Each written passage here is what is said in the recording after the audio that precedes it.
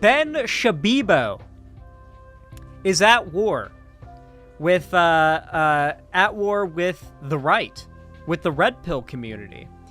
He put out a video recently simply titled, "Do not take this red pill." My God, never would I think this day would come when Ben Shapiro himself would be against the fucking red pill.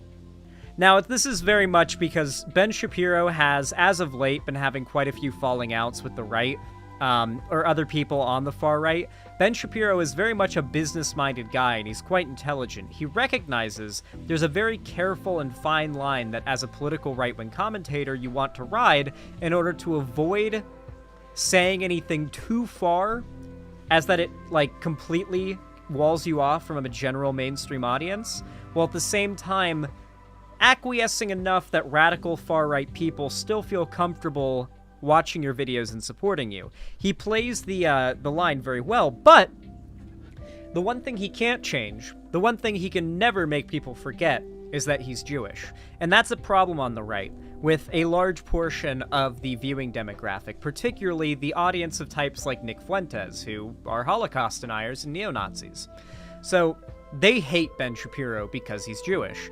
And oftentimes, whenever he'd do speaking engagements, he'd get, like, crowded up on by groypers and maybe even Nick Fuentes himself, surrounded by Nick Fuentes fans, you know, just questioning him about, like, the Holocaust and random Jewish conspiracy theory from Nazis. Just, you know, your typical stuff. They annoy the fuck out of him. And Ben Shapiro actually has spoken out against Nazis on the right, not for any genuinely altruistic or morally positive reasons, only because he's got a personal vendetta against these people. But now he's having a very similar arc occur with the red pill community. Ben Shapiro's kind of an old school conservative, or he tries to play it up like he is. He is a genuine little scrawny nerd who really does seem like he grew up watching, like, a lot of classic sitcoms from prior to, like, The Simpsons, when it depicted, like, the white picket fence white family with the 2 kids and the dog and the suburban neighborhood and yada yada. And he idealizes that 1950s white America picket fence life and lifestyle a lot. He idolizes it a lot, and he wants to give off the impression that that is what he is and that is the life that he's living. And that doesn't really coincide very well with the Andrew Tate style of misogyny. There's a very big difference between the type of misogyny valued by most conservatives, where it's like they see women as their property, like if their woman, like their girlfriend or their wife, is their property, their woman, as they would say, and like, they don't, there's still, like, a certain amount of love there, you could kind of argue, even if there's a massive underlying amount of misogyny in the way that, like, we build or view relationships and marriages, you know, here in America and a lot of the world, you know, like, a lot of, particularly men, think of it as, like, owning the woman you're in a relationship with, and if, like, that woman does anything that negates the idea that you own her effectively, then you're a lesser man, right? So that's a very different type of misogyny. That's the type of misogyny Ben Shapiro subscribes to. But that's very different than the type of misogyny someone like Andrew Tate or JustPearlyThings and a lot of those red pill types subscribe to, which is way more overt and just, it's just content meant for 12, 13, 14-year-old boys to watch and feel edgy for hating women.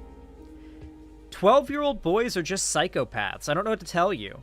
There's nothing funnier to a 12-year-old boy than misogyny. Maybe farts and, like, putting bugs in girls' hair, but, like, there's nothing funnier to a 12-year-old boy than screwing over women and bad things happening to women. They're just degenerate pieces of shit. That's just how it is. It's just how, and it will always be this way, okay?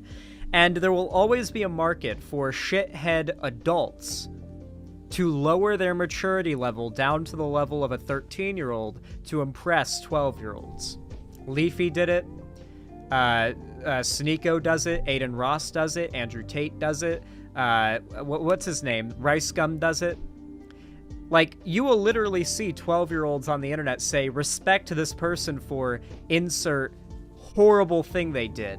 And the respect is for them so blatantly and proudly doing something objectively horrible, knowing how horrible it is and not feeling a shred of guilt about it. How many times have you seen, like, teenagers, Zoomers, like teenage white boys online, give someone props for doing something awful for their own gain? Like, white teen boys in America love Martin Shkreli. I don't know if you've seen this, but Martin Shkreli has a significant fan base because they view what he did as based. Like, doing something morally reprehensible for your own gain? Hell yeah, man. Hell yeah. That's the kind of reaction you get. So, when you make content for that audience, you're just way more upfront and overt about it. There's no dog whistling, there's no mask on, and we're talking about, like, the Andrew Tate sphere, the red pill sphere.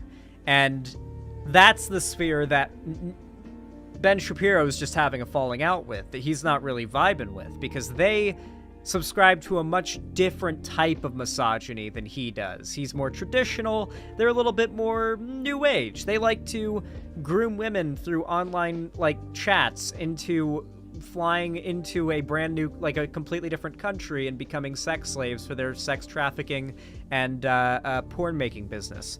So, like, very different type of misogyny than, like, the barefoot pregnant in the kitchen kind of thing. Similar and both bad, but different and at odds with each other, it would seem. So let's take a look.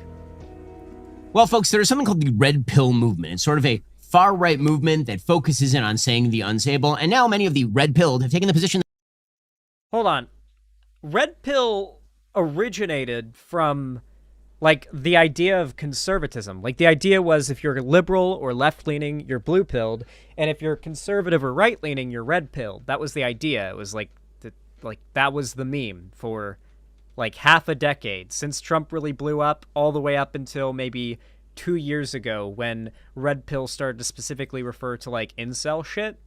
So I'm pretty certain Ben Shapiro has several times talked about taking the red pill, told people to take the red pill, etc., etc. Has he not? Because I could swear I've got one or two memories of him saying, like, oh, yeah, you need to be red-pilled. You should take the red pill now. That kind of thing. That it's bad for men to get married. A fascinating debate has broken out about the value of marriage. It's really interesting. So there are a bunch of people on the so-called red-pilled right who have now suggested that marriage is bad for men, that men should not get married. Now, the case that they're making is not the liberal feminist case that basically men are useless and terrible and a woman needs a man like a fish needs a bicycle or anything like that. The case they're making is that marriage is unfair to men because nowadays women have the right to divorce and, like, potentially get half of a man's things, and they have no fault divorce, and they can take a man's children from him, and so you should honestly just not get married because it's just a way for women to take everything you have, those evil, horrible women. That's pretty much what the argument is. They are making is that the stakes of marriage have been changed by things like no-fault divorce, custody arrangements, the child support payments and all the rest, spousal support, that basically the legal regimen has made it not a bargain for men to get married. Now, I agree with the critique of all of those policies. I think no-fault divorce is a disaster area. I think that the child custody arrangements that basically always go to mom no matter. They really, really hate the fact that women can get divorced. That is the one thing that Ben Shapiro and these red pillars really agree on, is that women should not have the right to get divorced. They've been a lot more open about this lately, about their goal to end women's ability to divorce their husbands, especially no-fault divorce. So yeah, they don't like the idea that a woman should be able to have the freedom to leave the man they're in a relationship with. No matter what, that is a serious problem. When you shift the incentive structure, there's a reason why the majority of divorces, the vast majority of divorces, are now initiated by women. That is not because in the past women were wildly abused and today they are wildly liberated. What that really is when you shift the incentive structure and it turns out that all the risk is now taken by men, women are... This is a very interesting argument because what he's arguing right now is that a significant amount of women are just so evil that they would use the divorce system to marry men and get divorced simply because they want to take everything he has. As if it hasn't been, like, a long-standing known thing that most straight women are not happy in their marriages. Straight divorce rates are extremely high compared to gay divorce rates. And let's be honest, there's probably a lot of lesbian women out there that are in the closet forcing themselves into straight marriages and vice versa for gay men that just, like, are doing it because that is what was expected and that's all they ever knew. And just they're in a loveless marriage and they're just there. I feel like that's like, yeah, compet, is that the term? Compliant heterosexuality, I think is what that's short for. I'm pretty certain that's like a lot of the unhappy, miserable marriages out there, especially the older the generations get. How many like boomer couples that just fucking hate each other have you seen? A lot of them have to have just been like forcing themselves to be straight for decades, and that's why they fucking hate each other, right? Like, it's not like there's just magically more gay people now. There's always been this amount of gay and trans people. It's just that millions upon millions of them have stayed in the closet and forced themselves into straightness. So, like, how much of that accounts for the huge divorce rates among older generational marriages? Going to be the ones who actually activate and push that divorce button. However, the red-pilled have taken it one step further, and now they're telling young men, you should not get married. It's too dangerous to get married. Don't get married. That's foolish. That's foolish. So let's go through some of these arguments because they become very popular on the right. So let's start with Pearl Davis. So Pearl Davis is an anti-feminist who has become pretty popular these days. A lot of people label her sort of a female Andrew Tate, although without the checkered past. And here is Pearl Davis talking about marriage. The TradCons, Daily Wire, conservatives are saying that Pearl's just a doom and gloomer who lies. I really love this infighting. I genuinely love that they're back and forth fighting. It brings me so much joy. This is the beginning of their downfall. If they don't unite behind the singular cause of winning at all costs, they fall apart and they lose. The only thing that gives the right the advantage is the fact that at most times they're able to agree that the primary objective is to win. Something the left can never do. But they're falling apart here. They always do in the end. Fascism and fascist groups are inherently they always fall to infighting. We exist in constant infighting, the left, and yet the left continues to exist and always has. The right, it comes in waves of popularity that always die down and are less popular, and the next wave is always less popular, less large. So, yeah. It's about stats, just focuses on the negatives, never the positives, and all the men complaining are just crybabies. And so one day he comes home and he finds out that his wife had called the police on him. Is she driving? And told them that the first time they hooked up 10 years ago, he had quote unquote raped her. I don't think so. And the truth of the matter is, when a man has children, they're not his kids. A man has no way to have children and those kids be actually his. They're always hers because the courts give the women custody 90% of the time, and rich men are really the only ones that have the. Okay, let's talk about the philosophy of like divorce courts, okay? It is true that in the past there have been many cases, and I've literally known many people who had this happen to them, where divorce courts, like preference for the woman to give custody, have been pretty bad for the kid. I literally growing up knew several kids who were like in the custody of their mothers, and their mothers were like horrible drug addict, like alcoholic abusers, just awful people.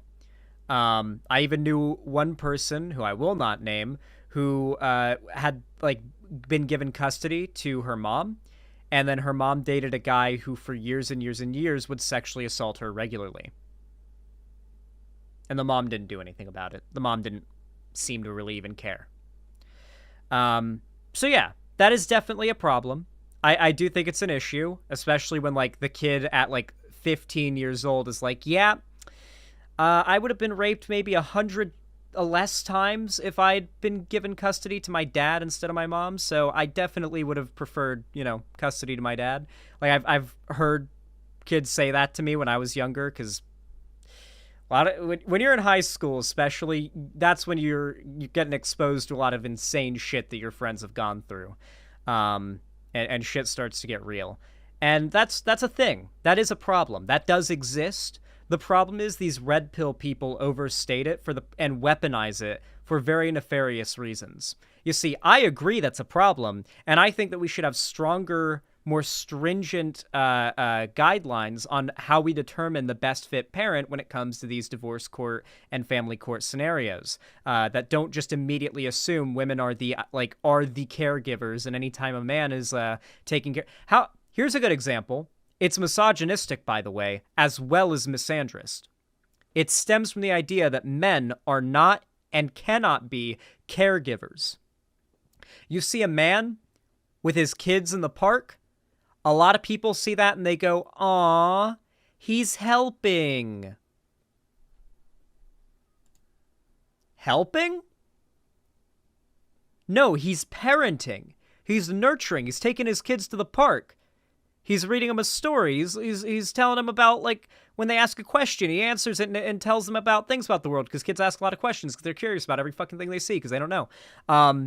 Like, that's not babysitting his own children. That's not helping the mom. That's parenting. That's being the caregiver. But we in our society, it is very common to just see anytime the father is doing nurturing behavior as helping or babysitting, when it's just, because you always just assume the mom's the actual parent. You know, the mom's the actual caregiver and nurturer. And it's misogynistic because it's ascribing the duty to mothers and women as if, like, that's a woman's job, changing diapers and what have you, and playing with the kids and whatnot, while also taking agency and ability from men by saying they are not capable of doing the things that women can do in regards to raising a child, which is, of course, bullshit. There are many fantastic single dads out there that have done a great job.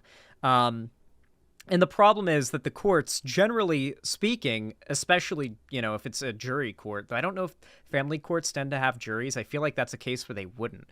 But, you know, it comes down to a decision of a person at the end of the day, these family courts. So regardless, the biases of those people are going to have a big effect on the court decision. And those people, much like we see with the criminological statistics when it comes to the rates for POC being, like, sentenced harsher for the same crimes as white people, bias plays a role. And it definitely does in family courts too. It does.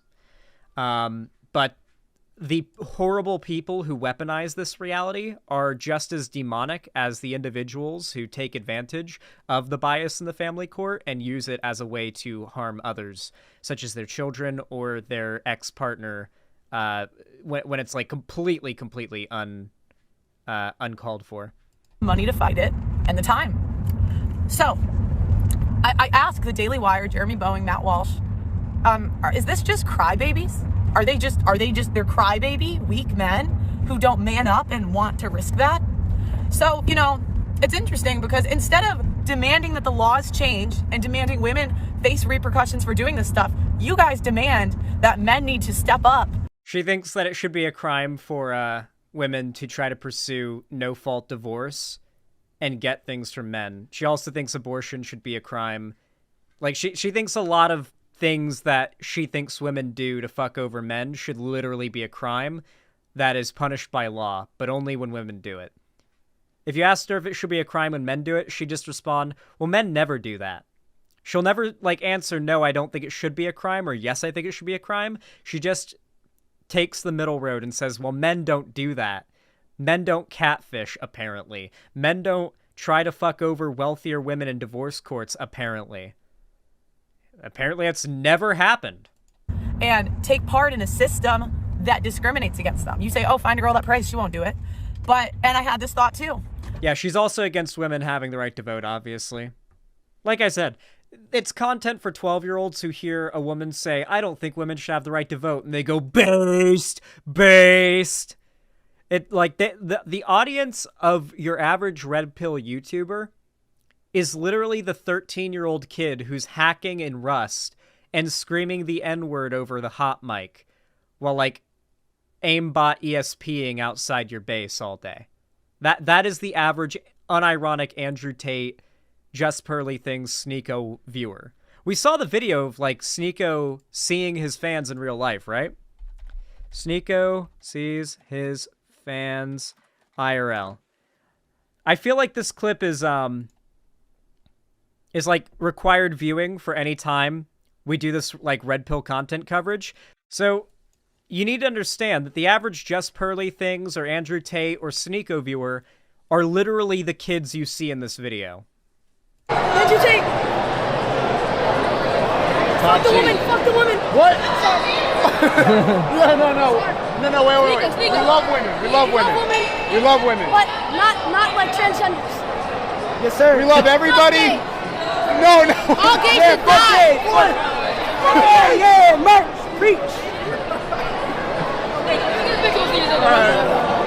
What have I done? Can I get in the video? Fucking talk. Can I get in the video? Yeah. Talk to him. Yo, what's up? This is the kid that said all gays should die, and then he says to the camera, "Hey, what's up?" and does like an awkward face because now he's nervous. This is who we're talking about here when we refer to the audience of these red pillars. What's up? What'd you take?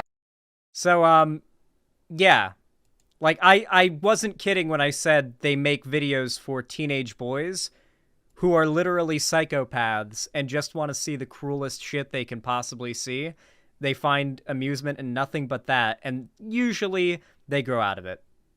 Yeah, it's the natural evolution of, like, my dad owns Microsoft kids, you know? Like, they start out at, like, 10 on Xbox Live. And they're the ones screaming just, like, angrily and then, like, whispering slurs and swear words so their parents don't hear them.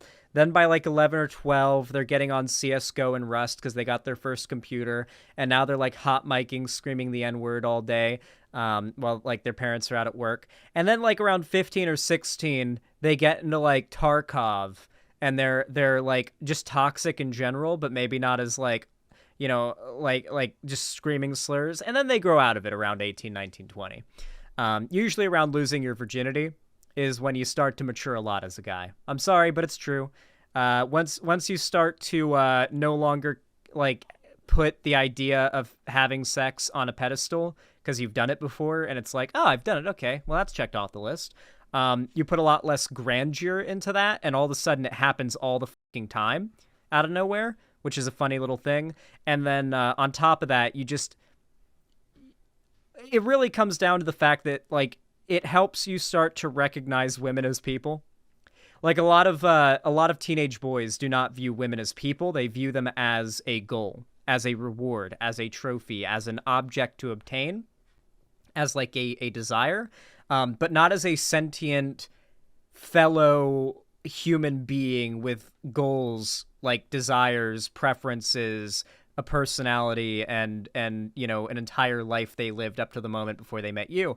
You just don't like, a lot of teenage boys just don't recognize that because they're all incel little shits. But then they get older and they have more life experience and they start to recognize women as people, usually, or they grow up and they don't, and they just end up being conservatives. And that's, like, the big turning point for a lot of these guys, that they're just going to grow out of the red pill shit. It's a dark reality to expose you all to, the dark truth of men, that pretty much every man was like a little shitter when they were a teenager. But it's true. It's true, and I'm not going to deny it. I'm not going to let you guys deny it. And pretty much 99% of young boys, especially these days, grow the fuck up out of it. Eventually. Some don't, and they end up being conservatives, but the rate of conservatism is dropping massively with each successive generation, and Gen Z is progressive as fuck, even with these shithead little teenage boys in mind, talking about how much they hate women online.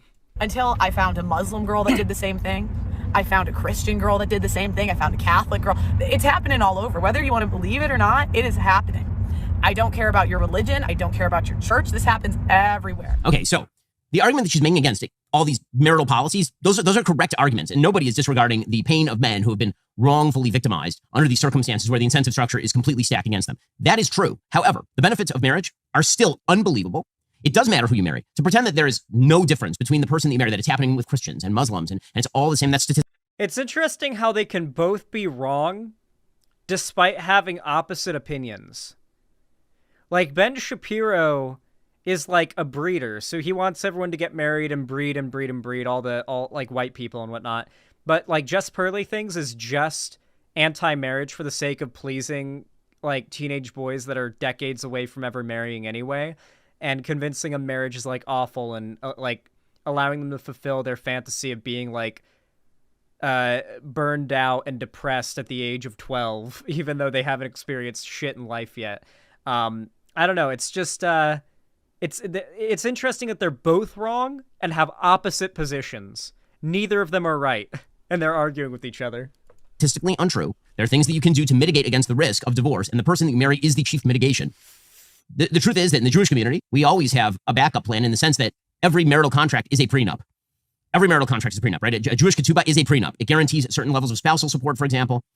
If you give a get, then it makes prior arrangements and all the rest. But well, Just Pearly Things is against divorce and spousal support. She's opposed to those things. She sees marriage as a way that, or she says she sees marriage as a way for women to just like secure a life from men. So the interesting thing is Ben Shapiro and like classic conservatives like tradcons want women to see men as their way to achieving a decent life. Like, you can't go to school, you can't make money for yourself, you can't provide for yourself. You need to, as soon as possible, find a man that's likely to be successful, a high-value man, and cling on to him fast and cling on to him hard, and make sure you marry him young so that you can inherit and like have legal rights to all of his stuff and all of his wealth, and you get to like basically have him carry you to a happy life. That is what conservatives like Ben Shapiro want women to be taught, and have taught women for a very long time. While the red pillars say, look at this conservative enforced idea of what marriage is and how marriage works under like conservative viewpoints. Like, women are effectively looking for sugar daddies when they get married, not really a personal partner they love and plan to stay with. And that's why a lot of these marriages no doubt fall through as well. And so they take that and say, marriage is awful, divorce is awful, it only hurts men, men are getting the shit end of the stick. I feel bad for you. Aren't I a great woman who's like giving away all of women's evil secrets on how they fuck over men? That's essentially her whole shtick. one of the throwing out the baby with the bathwater is not the solution. So how about both? How about we revise the system of law? But also, in the meantime, you do need to find a spouse and get married to her. And if what it requires for you to feel comfortable doing that is to shift away from the state-mandated law and toward a contract. You don't need to find a spouse, guys. I assure you. You can live alone and do just fine. I've done it for a little while now. I actually kind of very much like living alone.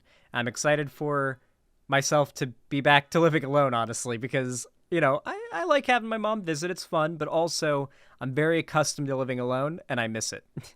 I think a lot of people overstate or understate how easy it is for humans to live alone as long as you regiment your life fairly well. Like for me, under normal circumstances, I wake up and the first thing I do is I make my bed. Not because anyone's going to come visit, not because there's anyone around to see it and say, oh, why didn't you make your bed or tell me to make my bed? Because it's my place and I like it to look nice. I keep the dishes clean as I make them because I'm the only one here making dishes usually. And I like it looking nice. I like my apartment looking nice. I take joy in that. And that sort of brings me a lot of joy, and the fact that there's no one around to fuck it up is enjoyable. And it gives you a lot of time to do things focused on yourself. For example, I'm trying to gain weight. I'm a hard gainer, for those that don't know. Like, hard gainer basically means I've got a fast metabolism and I require a lot of calories just for maintaining my weight. A lot more for, like, gaining weight, whether it be muscle or fat. So, well, that means I can just pig out on whatever, like, massively unhealthy foods I want without it affecting my weight, especially if it's just one big binge. It also means that, like, gaining weight and getting, like, muscular and gaining muscle mass and just generally keeping my weight up is really hard. Like, I have to eat till I'm full and then keep eating and staying full.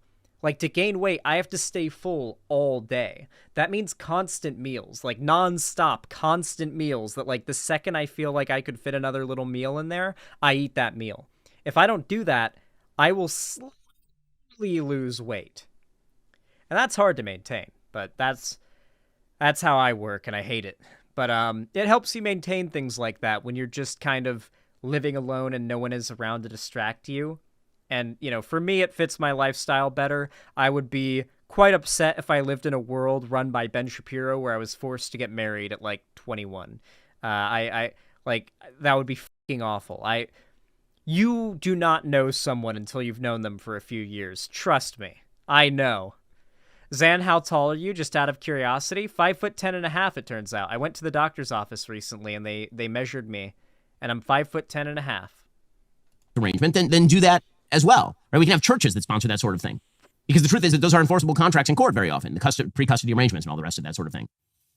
I want to go through some of the stats with regard to the benefits of marriage because I think that it's also possible to exaggerate how bad things are for men. That doesn't mean they aren't really bad for men who end up divorced, or that women aren't divorcing men at an incredibly high rate overall, or that women aren't initiating the vast majority of divorce. Like, again, I agree with many of the critiques of current marital law. I agree with a lot of that stuff. The problem is that when you take it so far that you say that the solution for men is to not get married, now what you have done is you've created a second order effect where unmarried men become actual menaces. Okay, the reality is that men channel their aggressive drives toward building, or they channel it toward destroying. And a system in which women are unmarried and men are unmarried, that's something that the left wants. And if you acquiesce in that, then you actually end up destroying the very fundamental basis of society that allows for the...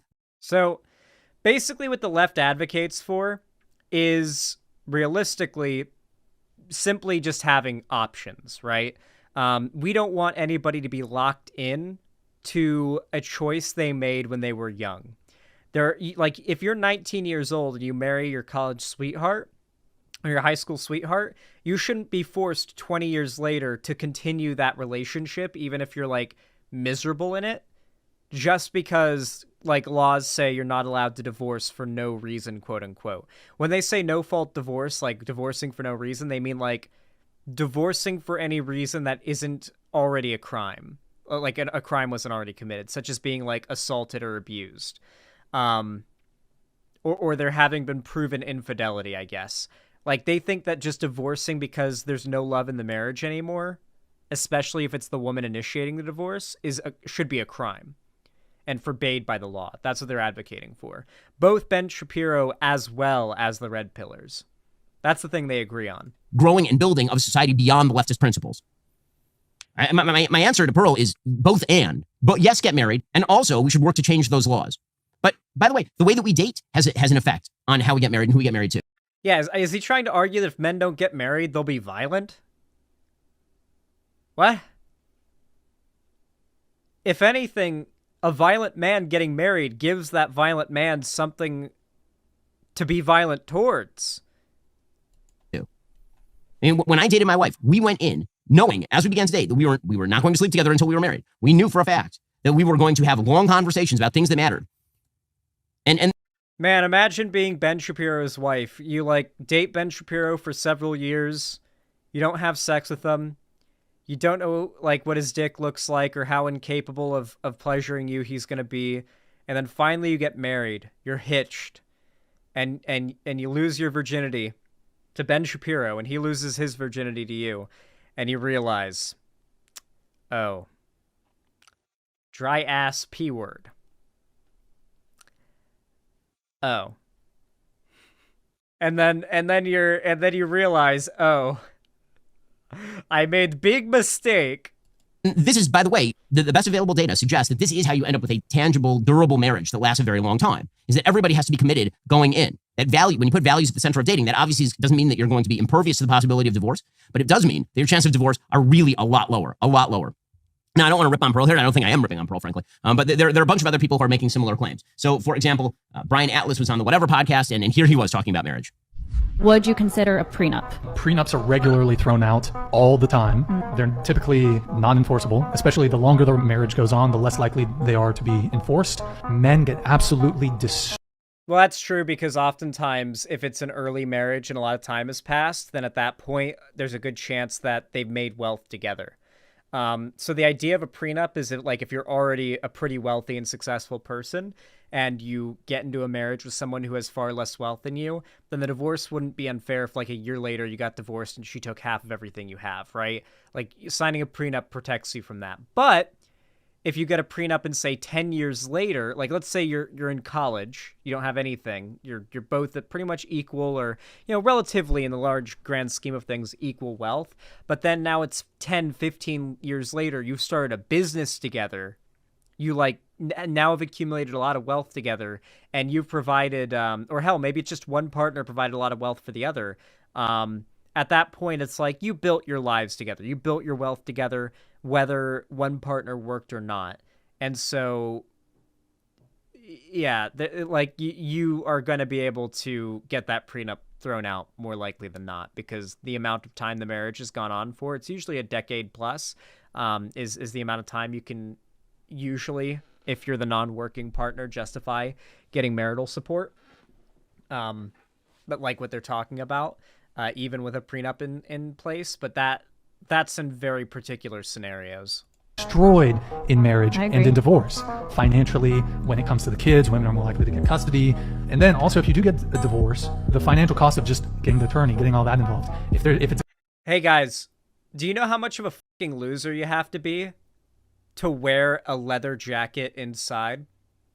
I'm wearing flannel indoors right now, and I've got no undershirt on, and it's getting a little musty in here, and I've got my window open, and it's October in Washington State.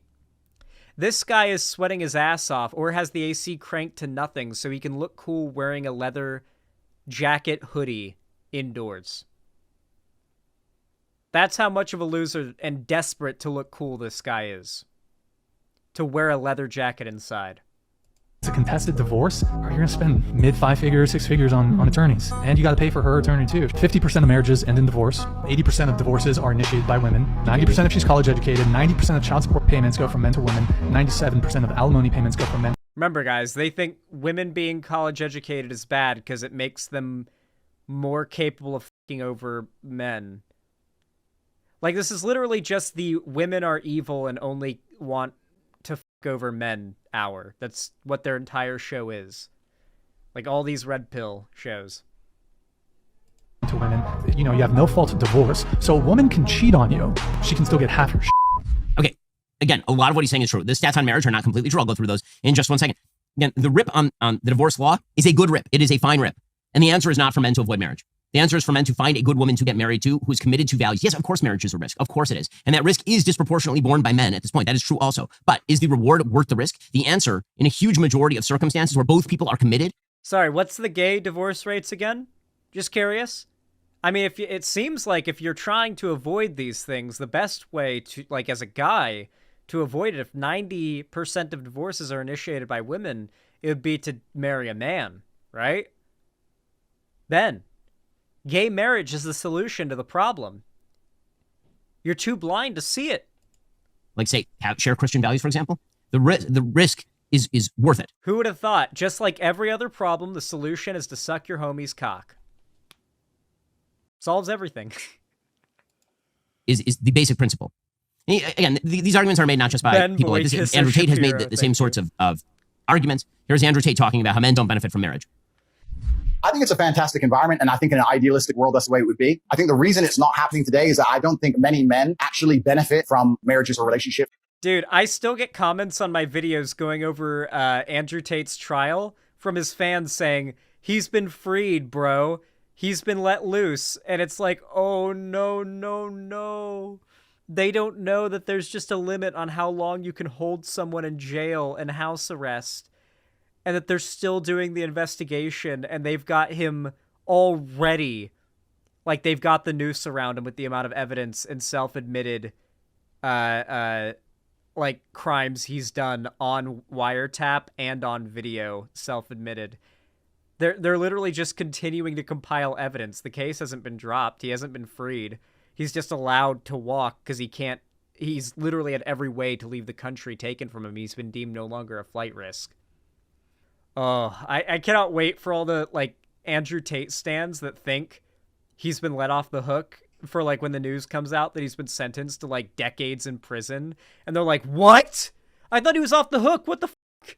And they're going to be so confused, and it's going to be so funny, dude. Anymore. And people are always going to have to require some degree of incentive. I think that we've set up the world now in a way where men are seen as worker droids. They're expected to go work all day, come home, clean up as well, share the cleaning with the woman, no meal prepared for them, not have any authority over the household, and just be a worker droid and be a sad. And I don't think that many people understand that men are intrinsically wired to desire respect amongst our peers and in our. All right. This is the one socially red-pilled take that I do kind of have. And that's that I do think there's a really toxic idea of how work should be distributed among us, like, couples, right? So assuming you are not married, or that you are married but don't have kids, and you're a one couple working household, whether it's the woman or the man, usually the expectation is that the working party should also pitch in on home chores. Regardless of the fact that one party is the one literally paying for every bit of everything that's happening, that same party is still expected to do half of the chores of the house.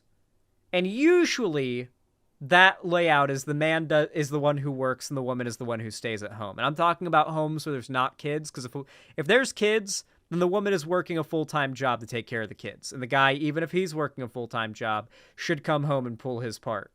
But I do see a lot of resentment in those non-children having couples where it's like, guy comes home from 10-hour shift, wife has been home all day, maybe she's done a bit of cleaning, but, you know, they don't have kids. And the man comes home from working and is expected to do chores too. And it's like, okay, but like, your job should be the chores if his job is to go out and work 8 or 10 hours a day to keep a roof over your head and the lights on. Like, that's not a fair balance of work, even if he is the one making the mess you're cleaning up. And the same applies if it's the woman who's the breadwinner as well. Only it's worse for the woman if she's the breadwinner, because in that case, oftentimes she's expected to do more work. Even more so if there's kids. But I do see that there's a fair amount of toxicity in heterosexual marriages and couples in that sense, where I do often see a lot of women who expect a guy to work 10 hours a day to keep a roof over their heads and then come home and do chores for several hours to keep her happy. And then on top of that, spend time with her. So it's like, that is a little bit much. I do think that's a little bit of a toxic perspective. Little bit of a boost for the bros out there. I'll give you guys that. Our environments. This is why CEOs work so hard, because they get respect in their company. CEOs famously work very hard. No. Not even capitalism, like, apologists argue that CEOs work hard. They argue the reason why CEOs are owed the amount of wealth they have is due to the fact that they incur a lot of risk, quote unquote, by making the decisions and holding the power and position they do. Not even like hardcore capitalist apologists argue that CEOs do more work than the average worker. They argue they take more risk, and that's why they're owed more wealth. Okay, so again, I don't disagree with much of what he's saying, but the solution, very often with the red pill kind of movement, the diagnosis is correct and the solution is wrong. That happens very, very often in this sort of movement. I want to talk to you about Daily Wire's most trusted privacy partner and premier sponsor of this show, ExpressVPN. I forgot how much of these are always just dedicated to an ad. Okay, here we go. Oh, we got a Destiny clip. Okay, so apparently a Ben Shapiro Destiny debate is confirmed going to happen. Apparently it is confirmed going to happen. Last I heard. I saw it on Reddit, so it has to be true. % off. The reason, by the way, that Pearl and the rest of the Red Pill movement think the way they do is because of arguments like the one that a person named Destiny makes with Pearl in this particular clip. Women out earning men have a hard time respecting the men. Oh, I am excited for this debate, dude. Oh, it's going to be interesting. The fastest debate of all time. It's going to be like that scene with the race that A-Train does in season 1 of The Boys, where it just, boom, it happens in a second, and everybody, like, just piled into a big stadium just to watch a, like, half a second race. Like a fraction of a second long race. In person. That's going to be this debate. And they're with. That's not true. That's not true. I read into that data and it explained why. A lot of time the women reported that they were expected to be in charge of the household duties and still work a job. And they had to... Oh, come on. What % of modern women actually cook? I'm just saying this automated nowadays. I mean, you have a washing machine, a dishwasher. Yeah, but as much as it's on, as much... Oh, a term they love is modern women, by the way. They make a clarification between, like, trad women, like, you know... You guys know what I'm talking about, like shoe on head style women and like women that have self-respect and don't like want to just, I don't know, like be a trad wife. You know, like any woman who doesn't want to be a trad wife, they refer to as a modern woman. But the examples they use are like, here's a woman on TikTok talking about how awesome it is to cheat on multiple men to get everything you want from them because they all have different benefits that you can get from dating them. And that's awful. And that exists. But they'll like show videos of that and say, these are modern women. A great example of a modern woman. And like modern woman is like their big boogeyman within the red pill sphere. Men still don't do it. They still don't do it. That's the issue. Is that one of the big problems with households for divorce? It absolutely is a reason. When you get older and you manage a household on your own, Pearl, you'll see how fucking annoying it is when you're working and then you come home and everything is fucked up and horrible and nobody's fucking cleaning anything. Yeah, that is a totally valid reason for divorce. Of course. Chores to break That's the argument I made before. Sure. Okay. Yeah. up a home, Pearl, a family. Have you lived in a filthy home before? Like, it's so funny because like lifelong friends from like grade school, high school will dorm in college and then hate each other forever over like bad dorm roommates, and that's not even a relationship. So yeah, of course I think stuff like this is. That's completely true. There are tons of people who will be best fucking friends, and then they become roommates because they think, oh, we're best friends, we'll be great roommates, and maybe it doesn't necessarily end the friendship, but it's a big fucking problem. They did not expect it to be as hard as it would end up being, you know? And honestly, yeah, simply having another person share a home with you sucks. It disincentivizes you from cleaning because it's like, what's the point, right? But when you live alone, at least in my case, I am on top of that shit. Those memes where it's like rolling up the ball up the boulder up the infinite hill, and it's like the dishes and the fucking laundry. That's not a problem for me when it's just me. But if it's me and another person, yeah, it's a lot worse because there's other people's mess constantly accumulating, and it's a stress. It's a big time stressor, and yeah, a lot of people don't consider that. He's completely right. Is perfectly valid. I think splitting up duties in the household is like one of the most important parts of like a relationship because it's where you're spending most of the time together. This is why I say people get triggered when I say it is literally probably the finances is probably the #1 source of unhappiness in marriages, followed by the splitting of duties, of household duties. And then on top of that, there's the fact that, all right, I'm going to get a little red pilled here, okay? I think women have a tendency to be way too stingy about how certain chores are done when it only affects the guy. And this is a woman thing. Trans women do this shit too, okay? Because you're women as well, and you've got the female brain. Women will do things like get mad at a dude if he doesn't fold his own clothes properly. And it's like, I've seen that happen. I've seen women complain about the way a guy will fold his own clothes and then refold the clothes for him, something he'll never notice or care about, and get mad at him that they had to do it. Like, how many times have you seen women on social media that are married complain about having to redo something their husbands did or their boyfriends did when they did not have to? It's just they prefer it the way they asked their husband to do it, or prefer their husband do it, or their boyfriend do it, and their boyfriend doesn't have or has a different preference or just doesn't care as much. And yeah, my mom does this all the time with me arranging the dishes wrong in the cupboard. Exactly. It usually starts with like when you're a younger guy and your mom is like, you have to do it this way, and you're like, why? And then eventually it becomes a very similar situation when you live with a woman for the first time. Yeah. No, it's real.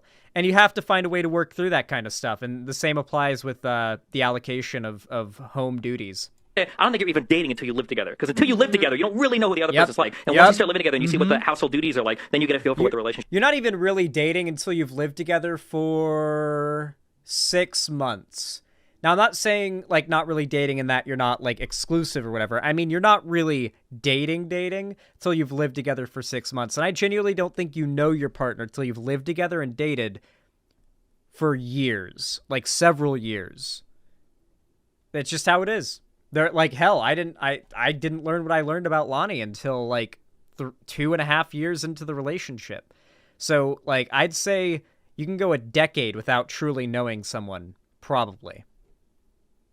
So what Destiny is saying here is totally crazy. Okay, the idea that you get divorced, let's say you have kids, you get divorced because you can't split up who handles the dishwasher is nuts. And comparing marriage to roommates, college roommates, yes, because you don't expect to be roommates. Wow, Ben Shapiro is delusional here. I'm sorry, but the vast majority of divorces happen because of finances, followed by just literal strain put on the relationship by lack of happiness in the relationship stemming from living together being very different than how relationships are when you don't live together. It's just massively different. With your roommate for the rest of your life and have children with them, generally speaking. A marriage is not supposed to be a contractual arrangement that is purely about who shares household duties. It's supposed to be about building a household. So it's that attitude toward divorce that is making the red pill. So what he means here is women should know their place. And he disagrees with the idea of figuring out how best to divvy out household duties. Jesus Christ. Crew basically say, okay, well, if that's your version of marriage, then I'm not in. I agree. If that were my version of marriage, I would not be in. The point that I'm making is that that shouldn't be anybody's version of marriage. Just like the current version of divorce shouldn't be anybody's version of divorce. And I want to give you some stats that demonstrate that not all marriages are created equal. Not all predicates for marriage are the same. So Brad Wilcox, who is a social science scholar on all of this, he has a book called Get Married, and it's all about marriage. Right when I thought maybe he was going to cite a study or a statistic that's widely agreed upon by like sociologists and people in this field, he's like, okay, so there's this one guy who wrote a book with a title that clearly denotes its bias. There's this one guy who wrote this one book. And divorce. With the title, make it like that's an argument for my side. And here are some of the facts in that book that are well substantiated by the data. The number one factor in predicting a high quality marriage is perceived partner commitment. If you believe that your partner is deeply committed to the marriage. No, statistically, the number one cause of divorce and rockiness in marriages and relationships is finances. Will be deeply committed to the marriage. Which is one of the reasons why it really matters how you date. It really, really matters how you date. So I agree that in a context where you're picking up a girl at a bar and then you live together and then you get married to her, that's a very risky situation. You put yourself in a situation that is very risky, but that is not how I've ever recommended dating. That rarely happens. That is not ever how I've recommended getting married. It is all part of a holistic view of how male-female relationships work. If you just take marriage as an institution and you just throw it out there and however you date is supposed to be equivalent, that of course is not true. Women who attend church are 50% less likely to divorce.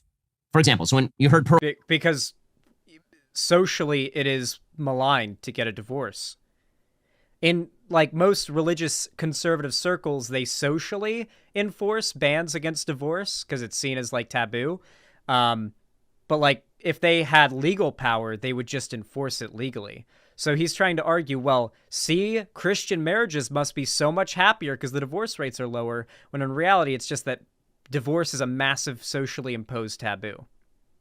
Earlier talk about, for example, I've seen Christian women do, I've seen Muslim women, yes, but the question is likelihood.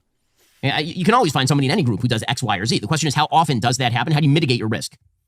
As far as the stat that 50% of marriages end in divorce, just about 40% right now of first marriages end in divorce, which is way, way too high. It's also down significantly. Let's check out the rate of gay marriages that end divorce. One study suggests that approximately 15% of gay marriages end in divorce within 10 years, as opposed to 18% in their heterosexual counterparts. Wait, so they've literally been lying this entire time, the Ben Shapiro and the Red Pillars, about the stats being close to 50. In reality, it's 18% for straight couples in the first 10 years, with a much lower 15% for gay couples in the first 10 years. So I don't know what like stat is getting cherry picked to get nearly 50%, but they're lying if we're talking about a decade-long time span. Since the 1980s. But again, it's not equivalent between groups. College-educated parents' risk of divorce has fallen by about 25% since the 1970s. And here's a good stat. Almost 90% of their children for college-educated parents are being raised in married, largely intact families today. So it turns out that there is actually a formula to a successful marriage. It tends to be conservative, religious, highly educated.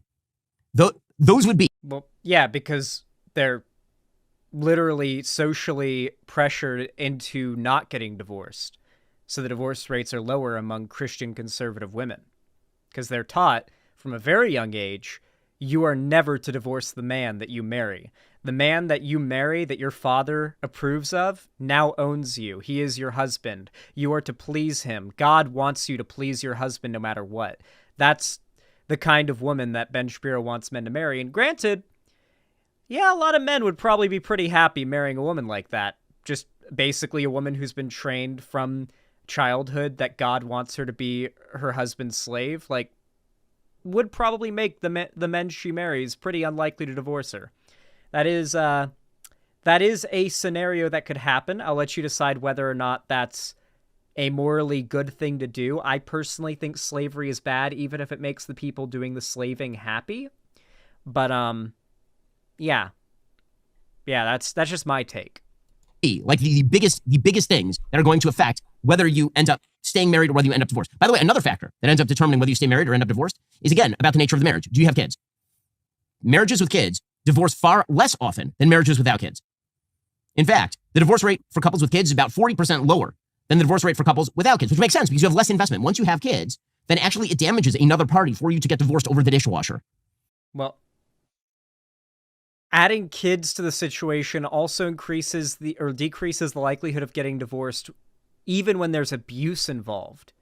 Why is divorce bad, though? Because women shouldn't be allowed to have the freedom to get out of a relationship with a man. She should be forced to serve him forever, because that's what God wants, T-Loss a lot. That's what, like, religious conservative fundamentalists believe. You know that, right? Like, that is literally what they teach young girls from the start.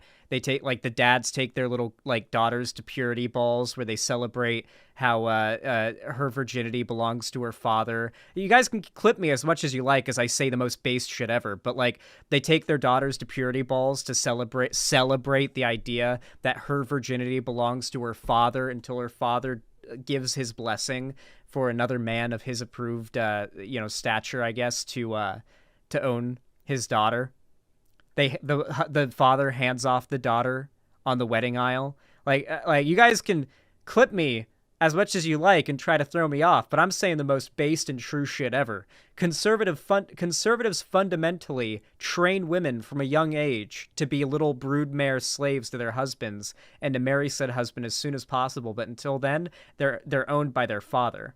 And oh my god, the creepy fucking dynamic conservative fathers have with their daughters. Whew!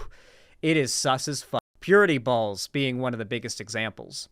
Then somebody else pays for your crimes at that point. 77% of college-educated conservative parents are still in their first marriage. So are 70% of moderates and 68% of liberals. The pictures are... Yeah, let's take a look at what purity balls are like, guys. This is interesting. This might get me copyrighted. Let's hope not. I'm Meridian Paulson. I'm 14, and this is my third time going to the purity ball. I am so excited. In America, there's a new women's movement attracting thousands of young girls. I'm Kaylin, I'm 8, and I'm going to the beauty ball tonight. To an old-fashioned view. Oh, we long for men to be men.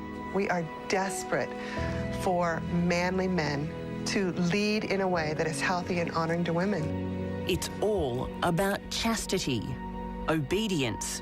I believe we women were created to need the strength of the man. And purity. We are too valuable to simply give ourselves... You guys thought I was exaggerating. Did you guys think I was exaggerating about how these young conservative, little girls are literally trained from childhood to idolize the idea of being a slave to their future husband. But in the meantime, they belong to their father. ...the way to young men who would not treat us with great respect, honor, and worth. It's all about women learning to follow men. And the man will be the leader of the household. Yes, yes. They're called purity balls. Oh, they got a swords. Sacred covenant between fathers and daughters. Choose before God to cover my daughter as her authority and protection in the area of purity. We're dads. These aren't like a weird niche thing, by the way. These are like a highly socially acceptable, beloved, traditional Christian pastime in America. Like, this is in no way has like scrutiny thrown on it socially in broader circles. If like you're a father who takes your 10-year-old daughter to the purity ball, like that doesn't impart social stigma against you in America unless you're in very progressive areas.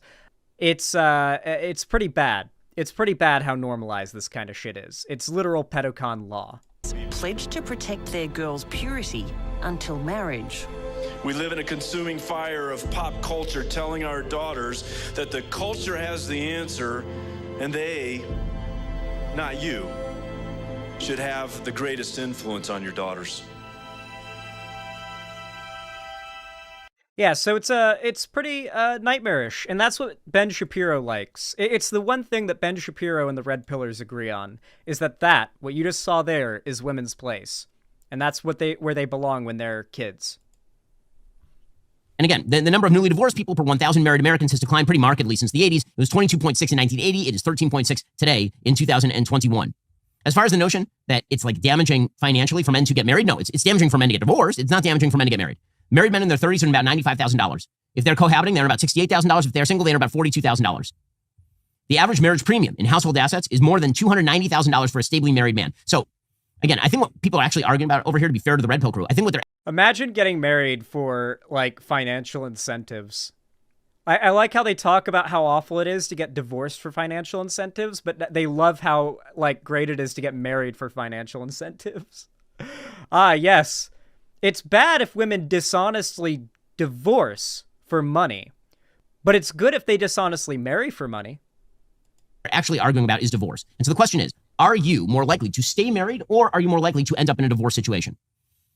And that is a... Yeah, I wonder how Ben feels about incentives for immigration and marriage. I wonder how he feels about those marriage incentives. Ooh. A fair question depending on the process that you use for dating. In the cultural milieu in which you live. In the community where I live, an Orthodox Jewish community, not a lot of divorce. Like very, very low divorce rates.